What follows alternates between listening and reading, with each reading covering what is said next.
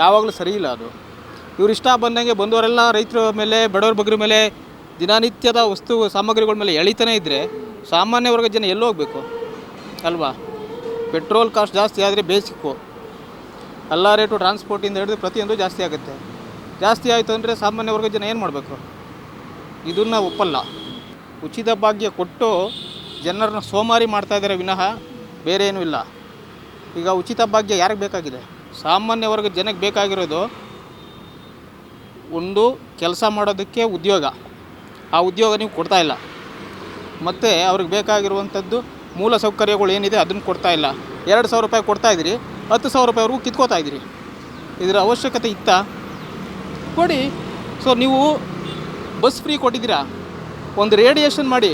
ನೀವು ತಾಲೂಕು ಅಂದರೆ ತಾಲೂಕಿನ ಮಟ್ಟದಲ್ಲಿ ಜನ ಓಡಾಡಬೇಕು, ಇಡೀ ಕರ್ನಾಟಕ ಸುತ್ತಕ್ಕೆ ಫ್ರೀ ಕೊಡಬಾರ್ದು. ಅದು ಕೆಲವೊಂದು ವರ್ಗದ ಜನಕ್ಕೆ ಮಾತ್ರ. ಎಲ್ರಿಗೂ ಕೊಟ್ಕೊಂಡು ನೀವು ಮಾಡುವಂಥದ್ದೇನು ಇಲ್ಲ ಅಲ್ಲಿ. ನೀವು ಬಂದವರೆಲ್ಲ ಅಧಿಕಾರದ ಆಸೆಗೋಸ್ಕರ ಪ್ರತಿಯೊಂದನ್ನು ಮಾಡ್ತಾ ಹೋಗ್ತಾಯಿದ್ದೀರಿ. ಈವನ್ ಕಾಂಗ್ರೆಸ್ ಏನು ಹೊರ್ತಲ್ಲ, ಅದರಲ್ಲಿ BJP ಏನು ಹೊರ್ತಲ್ಲ, JDS ಏನು ಹೊರ್ತಲ್ಲ. ಬಂದವರೆಲ್ಲರೂ ಪೂರ್ತಿ ಜನಸಾಮಾನ್ಯರನ್ನ ಬೆನ್ನಿಗೆ ಬರೆ ಎಳಿತಾ ಇದ್ರಿ ವಿನಃ ಬೇರೆ ಏನು ಮಾಡ್ತಾಯಿಲ್ಲ. ಜನಸಾಮಾನ್ಯರ ಕಷ್ಟ ಸುಖ ಯಾರಿಗೂ ಬೇಕಾಗಿಲ್ಲ. ಬೇಕಾಗಿರೋದು ನಿಮ್ಮ ಅಧಿಕಾರದ ದುರಾಸೆಗೋಸ್ಕರ ಏನು ಬೇಕೋ ಮಾಡ್ತೀರಾ ಅಷ್ಟೇ. ಬೇರೆ ಏನನ್ನು ನಾವು ಹೇಳೋಕ್ಕಾಗಲ್ಲ.